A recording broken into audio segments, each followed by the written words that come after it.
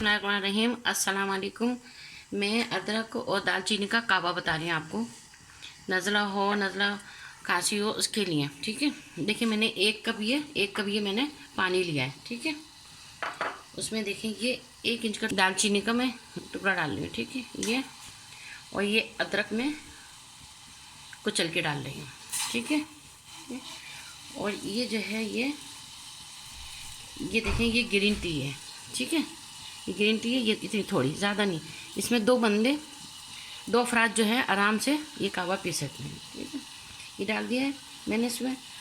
अब इसको खूब जोश आने दें इसको हल्की आंच पे बनाएं ताकि खूब अच्छा जोश आए, ताकि इसका अरक निकले। इसको आंच पे पकाया, देखिए इसका कलर भी आ गया। अब मैं इसको छान लूँगी, कप के अंदर निकाल दूँगी इसको छान कर, ठीक है। अब मैं चूल्हा बंद कर रही हूँ। देखिए मैंने इसको कप में निकाल लिया से। अगर किसी को शुगर है नहीं डाले, मीठा ऐसे ही पी ले, ठीक है।